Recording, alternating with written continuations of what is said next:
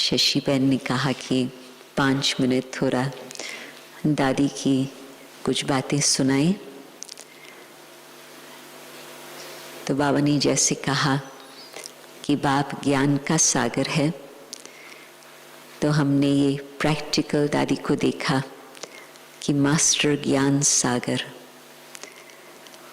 कोई भी किसी प्रकार का व्यक्ति हो, प्रश्न कभी सीधा पूछते थे, कभी टेढ़े बांध के पूछते थे, ब्राह्मण हो, बाहर वाला हो, वीआईपी हो, कुछ भी हो, परंतु जो भी प्रश्न पूछते थे दादी 1 सेकंड के लिए शांति में जाती थी, बाबा को याद करती थी, बाबा का आह्वान करती थी और उनको दृष्टि देते, फिर उनको ऐसे उत्तर मिल जाता था जो उनके दिल को बिल्कुल वो छाप लग जाती थी।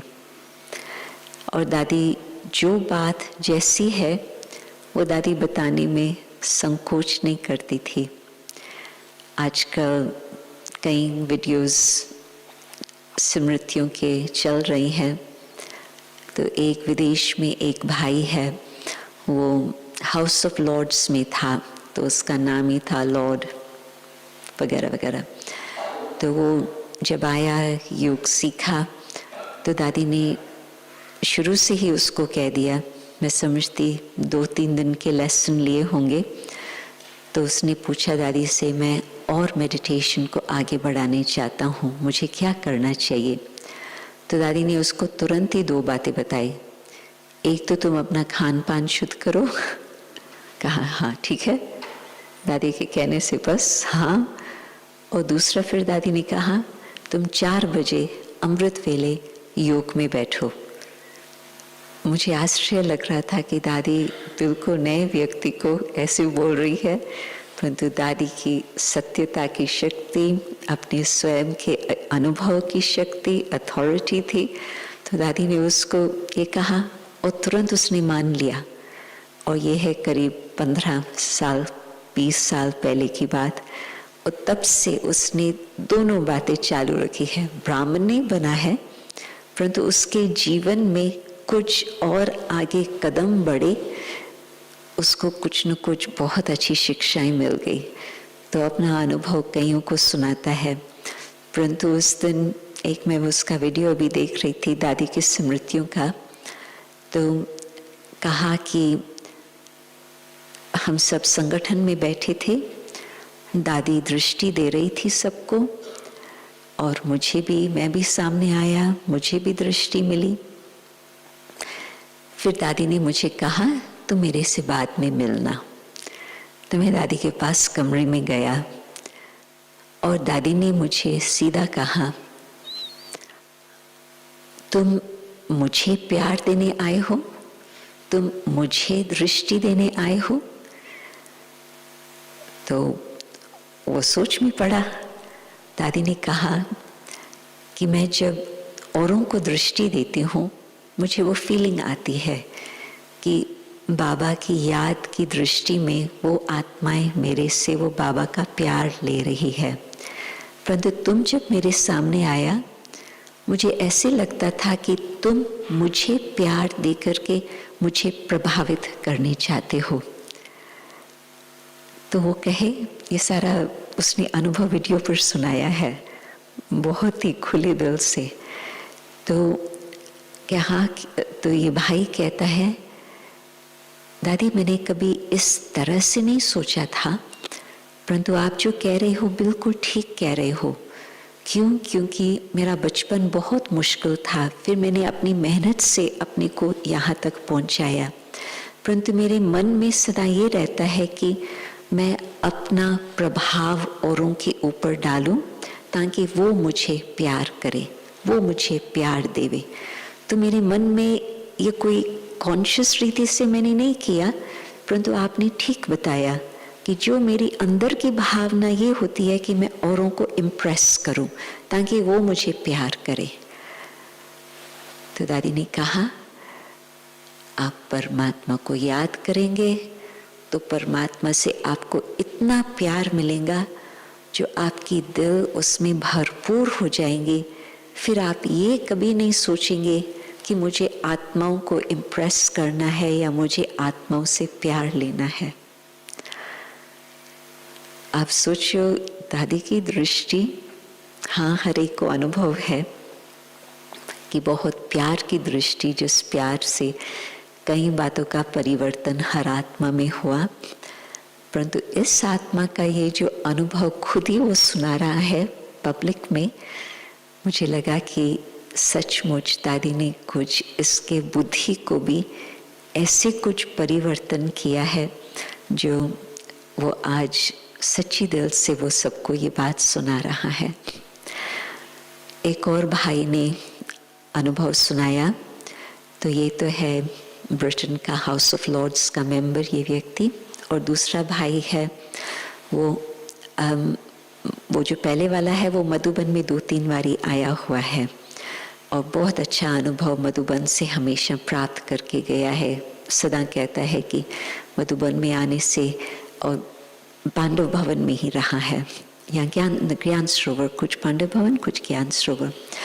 परंतु ये दूसरा भाई वो बिजनेसमैन है और वो एक बहुत प्रसिद्ध कंपनी है यूनिलीवर का एक मुख्य रहा है, और वो मधुबन में पहले आया था जब उसकी कंपनी ने, यूनिलीवर ने ये सोचा कि जो भारत की स्पिरिचुअल ऑर्गेनाइजेशंस है उसमें जो लीडरशिप है वो लीडरशिप कैसे अपना कार्य कर रही है उसकी जांच हम करें। तो इस भाई को ब्रह्मा कुमारीज की एक फ्रेंड से पता चला था, कॉल ऑफ टाइम में वो आता रहा।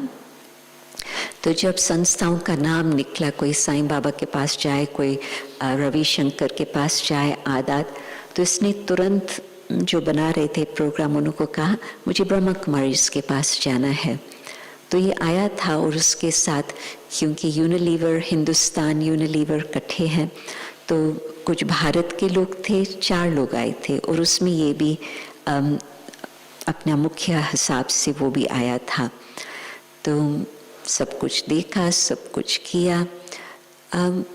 तो उनका ये प्रश्न था कि यहाँ सब कुछ कैसे ऑटोमेटिकली चल रहा है, पता नहीं चलता है कि कौन हेड है, कौन लीडर है, सब कुछ अपने आप ही हो रहा है।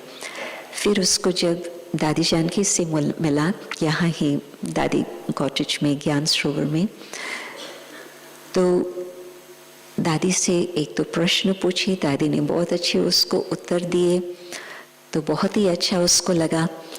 और फिर बाद में मुझे कहता है कि सच्ची लीडरशिप ये है जबकि इतनी नम्रता हो, जो और सब बाकी काम चल रहा हो और पता ही न चले कि लीडर कौन है। न उसका चित्र था उस समय कहाँ पर, न उसने कुछ उसका वर्णन सुना, बिल्कुल गुप्त। परंतु कहता है कि इतनी उस आत्मा में शक्ति थी, जो इस अनुभव के बाद उन्होंने सिंगापुर में रहते थे उस समय, तो सिंगापुर में दादी और हमारा जाना हुआ, तो उसने दादी के लिए एक संगठन रखा। फिर दादी को वो रास्ते तक गाड़ी तक छोड़ने आया, होटल में, बड़े होटल में प्रोग्राम था, और दादी अचानक ही रुक गई और दादी को जैसे ऐसे करती है ना दादी तो दादी उसको कहे कि आप फलानी डेट पर फलानी टाइम पर मेरे पास लंदन में आना। तो कहता है कि पता नहीं मुझे उस समय क्या हो गया, मैंने तुरंत ही हाँ कहा। दादी मुझे बुला रही है सिंगापुर से लंदन में आने के लिए फलानी डेट पर, मैंने हाँ कह दिया। न मैंने अपनी डायरी खोल के देखा, न मैंने अपने असिस्टेंट से पूछा, न मैंने अपने ऊपर वाले से पूछा, मैंने तुरंत ही हाँ कह दिया। तो कहता है कि ये क्या कमाल थी दादी की, इतनी स्पिरिचुअल अथॉरिटी, जो मैं उसको उस समय ये भी कहूँ कि दादी मैं देख करके बताऊंगा, मैं ये भी नहीं कह सका, मुझे आना है ज़रूर। और मैं लंदन में पहुंचा और उस समय एक और भाई मिला, तो उसने भी कहा कि हम क्यों यहाँ आए हैं। तो मैंने भी कहा कि दादी ने मुझे बुलाया, परंतु क्यों बुलाया है, क्या करना है, मुझे नहीं बताया, परंतु मैं आ गया। और एक तीसरा भी भाई था जो अमेरिका से आया था। तो एक सिंगापुर से, एक इंडिया से और एक अमेरिका से, 3 भाई आपस में मिल रहे हैं और कह रहे हैं दादी के बुलाने पर हम आए हैं, परंतु क्यों आए हैं मालूम नहीं। तो फिर तो उस समय टाइम ही ऐसा था, तो जो शाम का दादी का क्लास होता था तो दादी फिर उन्हों को कहे आप क्लास में चलो। तो फिर क्लास के बाद वो जब तक दादी फिर आई, क्योंकि दादी ने उन्हों को बोला था कि मैं फिर मिलेंगी, तो जब तक दादी आए तो मैं उन्हों से बैठी थी। तो कहे कि और कुछ कार्य न भी हो, हमारा यहाँ आना 1 घंटा दादी की बातें, भगवान की बातें सुनने से हमें अच्छी प्राप्ति हुई है, बहुत क्लैरिटी आई है कई बातों के लिए। परंतु फिर दादी जब आई तो फिर दादी का एक विशेष काम था ही। उस समय ब्रह्मा कुमारीज की नेगेटिव पब्लिसिटी वेबसाइट पर बहुत चल रही थी और वो वेबसाइट बढ़ता जा रहा था, नंबर 1 हो गया था। आप ब्रह्मा कुमारीज टाइप करो तो पहले वो वेबसाइट आ जाता था। तो दादी उनसे ये राय सलाह करनी चाहती थी कि आप लोगों को हर प्रकार का संसार का अनुभव है, मुझे स्पिरिचुअलिटी का अनुभव है, तो आप हमें कुछ राय दो कि हम अभी इसको किस तरह से हैंडल करें। तो उन्होंने एक बात बताई दादी को, मैं भी थी, तो दादी को बताया कि दादी अंदर की जब सफाई हो जाती है संस्था की, तो फिर कोई कितना भी कुछ कहे कुछ उसका इम्पैक्ट नहीं होता, परंतु अंदर की पूरी सफाई नहीं होती है अपने सिस्टम्स की, अपने अंदर के मुख्य लोगों की, तब तक कुछ न कुछ चूं चूं चलती रहेंगी। तो बात ये थी। और फिर तो बाद में वो कॉल ऑफ टाइम में भी हाजिर थे, परंतु दादी को टाइम, डेट, हाँ बस, कुछ और कहने की ज़रूरत नहीं है। तो ब्राह्मण तो हम सीख गए थे कि दादी को जी हाँ करने से बहुत फ़ायदा होता, खुद के लिए ही फ़ायदा होता। दादी कभी कुछ अपने लिए नहीं सोचती थी कि कोई मेरे लिए कुछ करे, परंतु आत्मा की प्रगति के लिए आत्मा और बाबा के नज़दीक आए। जैसे आज बाबा ने कहा, हर आत्मा के प्रति शुद्ध संकल्प, दादी की भावना हर आत्मा के प्रति रहती थी। ऐसे हमारी सब दादियाँ वरदानी मूर्त। हम सबका भाग्य है कि ऐसे आत्माओं के हम न सिर्फ संपर्क में आए, परंतु नज़दीक के संबंध में आकर के उन्हों से बहुत कुछ सीखने को मिला। ओम शांति।